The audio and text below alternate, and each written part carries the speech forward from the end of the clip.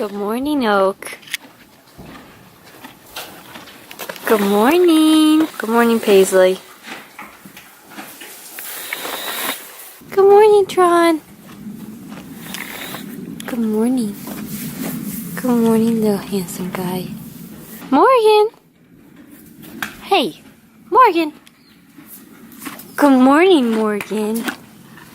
Good morning. Oh, God, you got hair. You got hair in your hair, too. Crazy horse. Come here.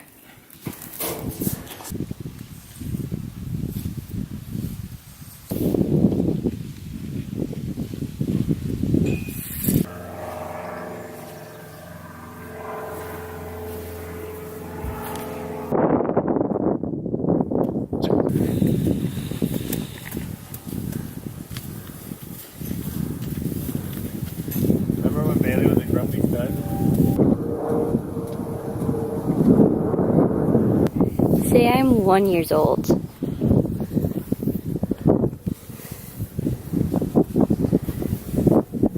Oh, you want some love too? See how much hatred I have this right here. Uh-oh. He's drowning. Oh. Little beetle. Ah!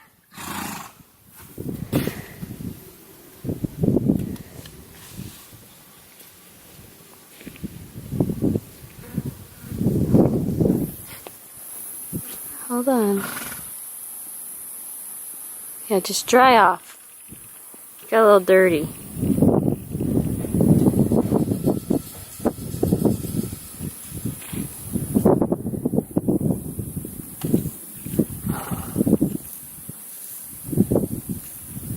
Hopefully you survive.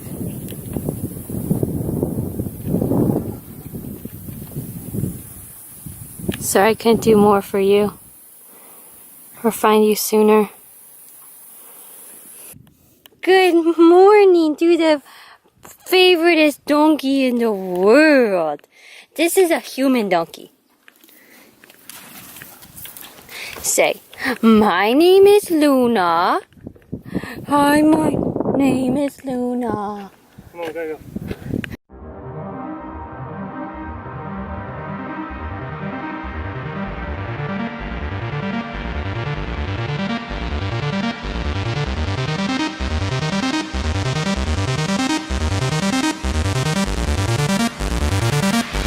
Bitch niggas be like, oh my god.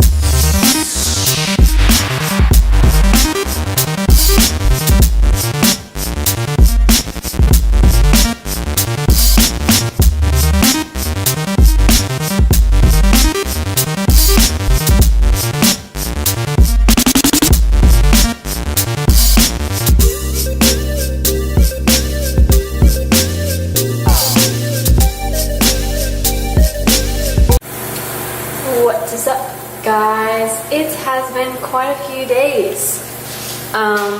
There's just been so much going on. Did the ranch thing, now in Malibu. Pretty spectacular day. So yeah, I hope you guys enjoy my little scenery. I love Malibu. It's like my ultimate favorite place, especially to recharge. So yeah, just doing life. Gained a little bit of weight. It's fine. Yeah, I'll show you guys. I've gained quite a bit of weight, but honestly, I'm kind of okay with it and like it because I was way too skinny for way too long. So I'm gonna enjoy this food and get on back. Got a lot of things to do today, and I hope you guys enjoy my day.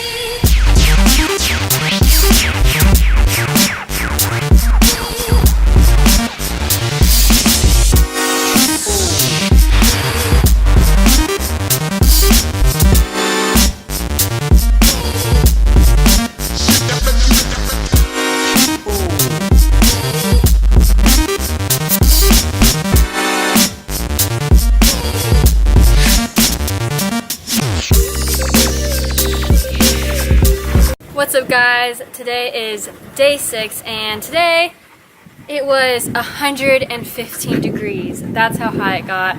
So definitely not pushing my body through this heat. There's one thing I know about my body, and that for sure is that I just don't do well in heat. This has been such a hot summer. Honestly, like I said, I can't wait till winter because I feel like that's when my workouts will actually be super consistent.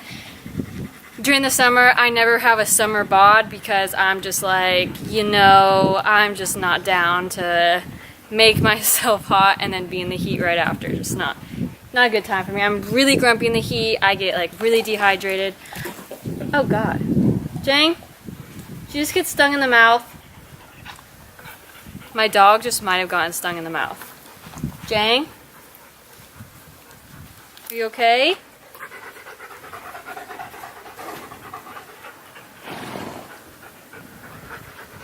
He like just freaked out and like, I need to look for the bee.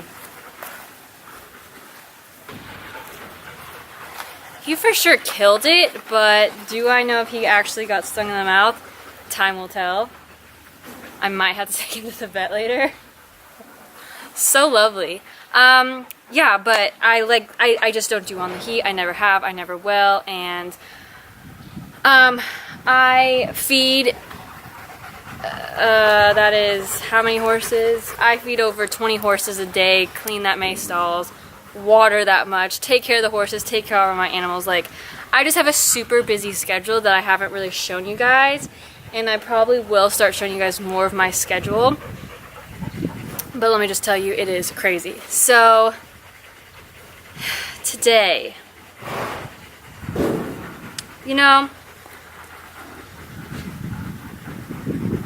the more and more I'm around animals, the more and more I realize humans are the fakest creatures. Like, I actually just did an Instagram post, a picture, and I said, is anyone real anymore, with a robot emoji, and it was like totally like, is anyone real anymore? Because honestly, I'm having a really hard time.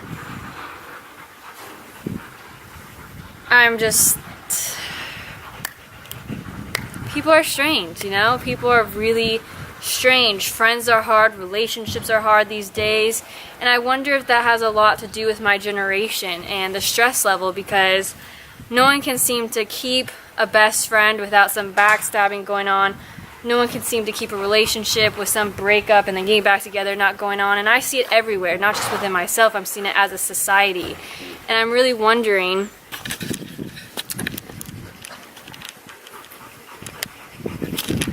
and I'm honestly really wondering why our generation is going through this.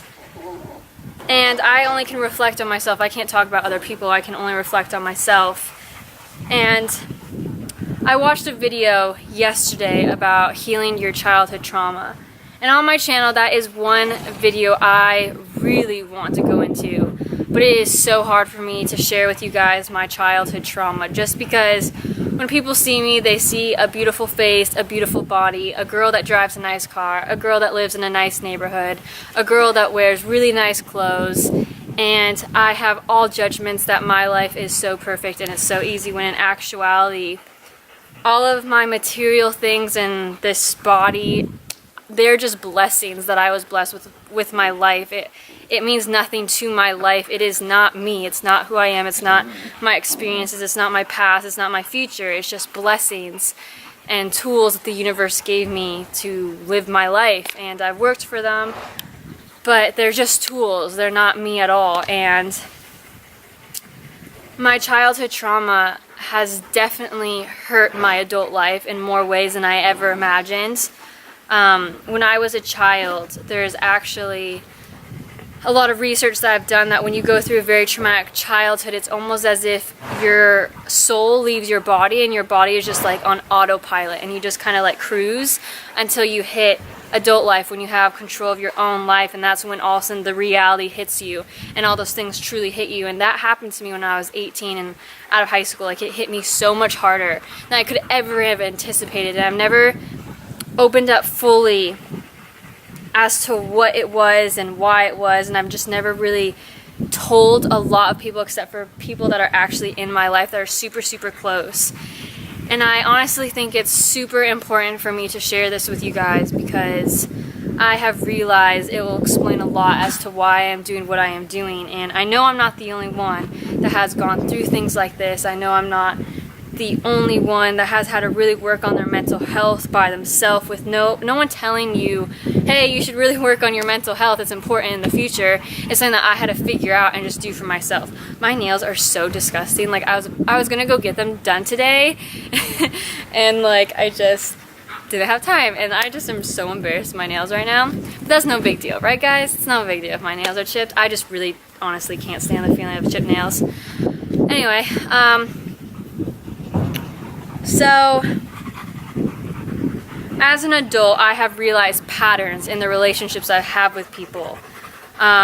It's like we're either hot or we're cold. We're just never like forever mutual. It's just like we're either in each other's lives or we're not in each other's lives. And it's back and forth nonsense that I can't figure out. And it's with almost everyone in my life. So it's time for me to reflect as to, okay, Marissa, you can't blame everyone all the time. You can only blame yourself because everything's a two-way street. Everything's 50-50.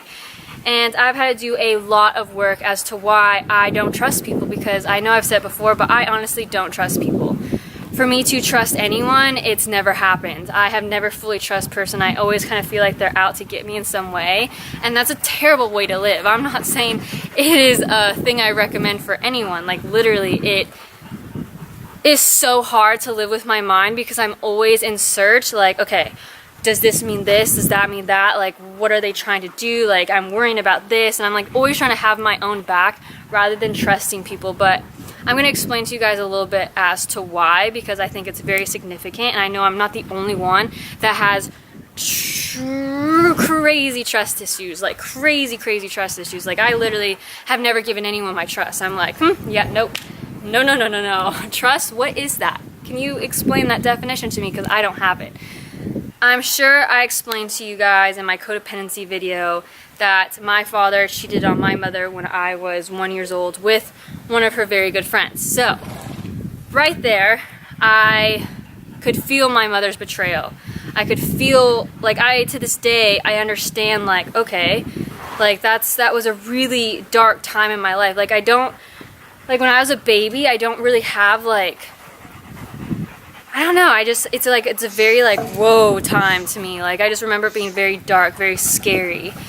And that's all I remember of, like, that time of my life. I don't ever remember it being like, yay, I'm a baby, like, everything's happy-go-lucky. I just remember it being very weary. So, my dad ends up with that woman for a very long time, and my mom moves on to another relationship, and this guy was perfect. And it's funny because actually one of my ex-boyfriends looks identical to him, and I didn't realize that that was a pattern until later on when I realized that was me thinking it was daddy again. My daddy issues came way out right there. So this guy came into my life when I was around 2.5, and I actually thought he was my dad. Like, I legitimately was like, this is my dad. You have to imagine, I was a toddler, and then like this guy's in my life, and like I assumed that was my father. Oh God. And one day he was just gone. And I, to this day, remember like understanding that he just wasn't coming back. Like after a few weeks, I was like, wait a second, he's like not coming back. Like, this is it, like he's gone. And that was a person I loved. Like, I loved him. I thought he was my father, and then he was just gone. And I was like, okay, you know? And that was like a huge abandonment issue. That was a huge trust issue that I went through. And he ended up like living 2 separate lives. Like, he was with my mom, and then my mom believes he was like with other people in his Chicago house. And there again, like, some trust issues came out in my mom's relationship with that, and it like literally like 2 men that were in my life, like from 0 to 6 years old, like 2 influences right there were just like gone and like cheated. And yeah, I don't know, it created a really bad pattern in my subconscious mind, especially with men. And I, to this day, and also when it was my mom's friends, it made me not trust females either. So like I said, I really don't trust anyone. I honestly always think people are out to do harm, and you can't blame me, and I can't blame myself for feeling that way. I can only work on myself, but I truly can't blame myself because the most important people in my life all hurt each other and backstabbed each other, and like that was the only thing I was taught. And when you're only taught English, you can't go to China and just know Chinese, you know? Like that is all I was taught. So I've had to rewire my brain and retrain my brain and teach myself a new language that, hey, okay, that happened to you. This really sucks. I'm so sorry that you had to go through that when you were from 0 to 6 years old. But you know what? Like not everyone like that is in your life. And the more you allow it, the more you're gonna attract it. So I've just, it's really hard. It's really, really hard. Jen, get out. No, I don't want to play with you. I don't want to play with you. I'm in the middle of a video. Go away. You have a whole ranch. Go find something else to do. So yeah. And there's so much more to my childhood that I just don't know if I'm ready to get into, like honestly. Like I can open up about so many things except for my childhood for some reason, because I feel like once I say it, it's like just a label that you have with you forever. God. Screw it. Like, this is what my channel's all about, right?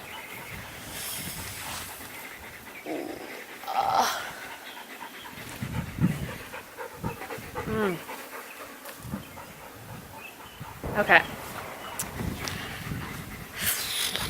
For me to even talk about it is like literally so hard, guys. Like I can't explain this side of my life that well.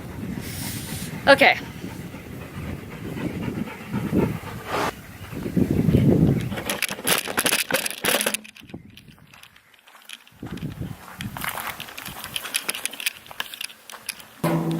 I just want to tell you guys that I had to take a break, regroup my train of thought, because honestly I don't know how well this video for me personally is going to come out, just because it's such a sensitive subject that is really hard for me to open up about, but I honestly feel like it will help so much. I needed to take a step away, regroup, get into a new location, and really talk to you guys about this. Okay, so after all that happened with finding out that that person wasn't my dad and him actually leaving and never coming back with no goodbye or anything, it was just me and my mom for a while. It was me and my mom for about 2 years, and I was very confused about my biological father because I saw him every now and then, but he never lived with my mom, and from what I saw in books and movies, the mom and dad lived together. So you can only imagine, it was very confusing for me, but I soon realized that my dad was my dad. And I started spending more time with him. It took me a really long time to get comfortable with him, just because I thought someone was my dad, and then it turns out he wasn't, and I get used to this person. It's just all very confusing. I love my dad. I love my mom, and this story has nothing to do with my love for them. A lot of what happened was out of their control. And I've forgiven them. It's just taken me a long time to heal from this, and I have to heal. I don't want to get sensitive about this. Like, I honestly don't, guys. Like, I don't want this video to come out and my parents to see this, and for me to, I don't want them to feel bad more than they already have. But I know that I'm not the only one that has gone through something like this, and I know it'll just make so much more sense as to like why I'm doing this and why I am who I am. Okay. So, I become closer with my dad, and I love my dad. He just was different than other dads. He was at a bar majority of the time, rather than hanging out with me. He was at baseball games, drinking all the time, and my dad was an alcoholic. That's like not a big issue. I mean, it is a big issue, but I just kind of was so used to having an alcoholic father that doesn't affect me. Yeah, I just got really used to going to bars with my dad over us going to Chuck E. Cheese or hanging out.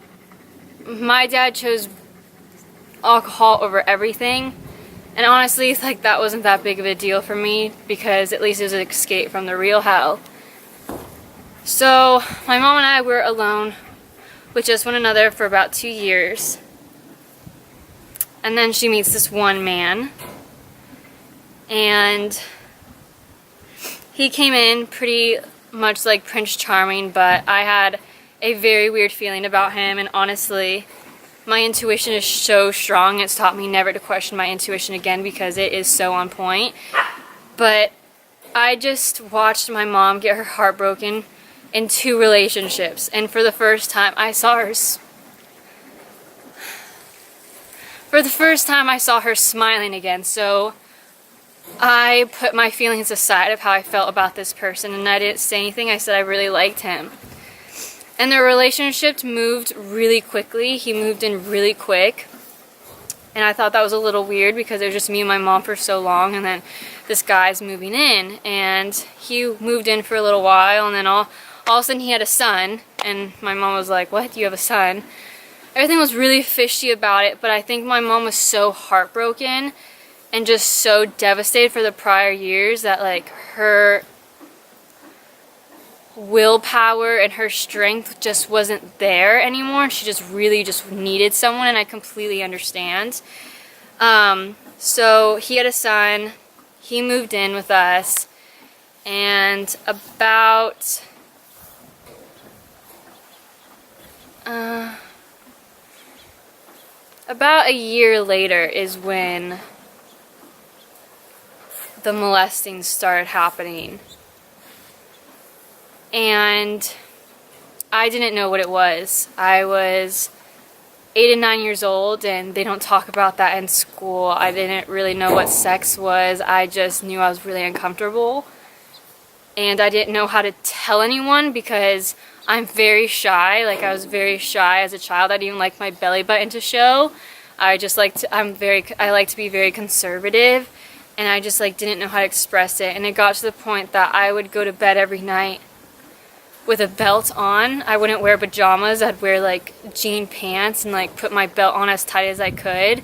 And I'd actually wake up in the morning with, like, bruises all around my hips because I just wanted to be warned before it started happening and maybe fight before it started happening. And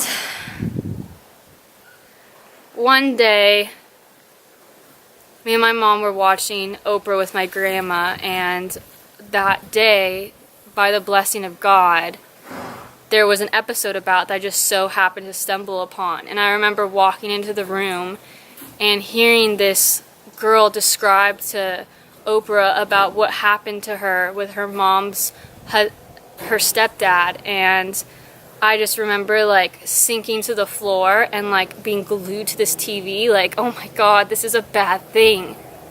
This is a really bad thing. I knew it was bad, and, like, you just feel really, like, dirty about it. You just feel really, like, you're robbed from something so special. For, like, not the rest of my life, because I'm working on it, but, like, for a lot of your life, like, it's taken from you by, like, someone so sick and gross, and you're just, like, you know, it's just really, like, harsh. And I remember I called my grandma that night. I said, "Grandma, you know that thing that we just watched on TV?" And she's like, "Yeah, what about it?" I was like, I can't say his name. I said, "That person's doing that to me." And she, like, lost her mind. She's like, "You need to tell your mom right now." I was like, no, you can't tell her. Because honestly, that man was very abusive and very scary, and, like, I just didn't want anything really bad to happen, and I just felt like I couldn't tell anyone because I was so scared. So she ended up telling my mom, and my mom at that time was pregnant with my little sister. And this is the hardest part, and, like, I just hope no one judges. You know, like, everyone makes mistakes, and I don't blame my mom.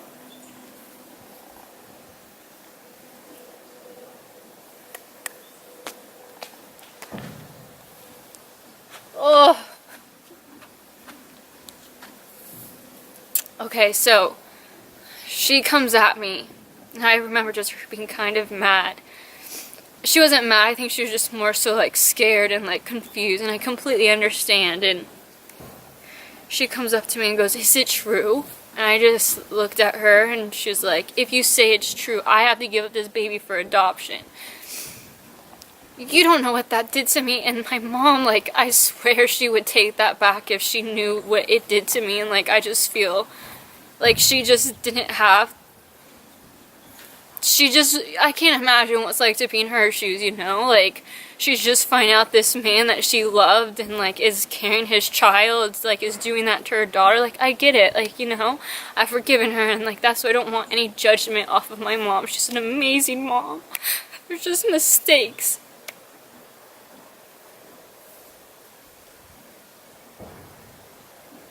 And right when she said that, I immediately regretted, like, I would have taken what was happening to me just to keep my sister in my life, because I was an only child. All I wanted was a little sister or a sibling, and then, like, for her to tell me that it would be gone if this was true. And, I said yes anyway, but I like begged and pleaded her for that not to like be reality. And I just begged her. I was like, "Please don't ever make me confront him. I promise you it's the truth, but just please don't ever make me confront him." And like I said, everyone makes mistakes. It's just like my whole childhood was like a domino effect of people's mistakes and not having the mental strength to know what to do in these situations. And I remember one day, me and my stepbrother got picked up from school from one of her friends, and I just knew that that day is the day that she was going to confront him. And I was terrified. Like, I was in 4th grade while all this was happening, and honestly, like, 4th grade was the hardest year I had in school because I couldn't even concentrate. Like, all I was worried about what was going on at home, if like everything at home was going, like, I was just so stressed. Like, the last thing on my mind was schoolwork. The last thing on my mind was anything school related, and I really struggled through school for so many years because at home was just so chaotic and so scary. And I just remember my mom came to her friend's house and just picked me up, and I was like, oh shit.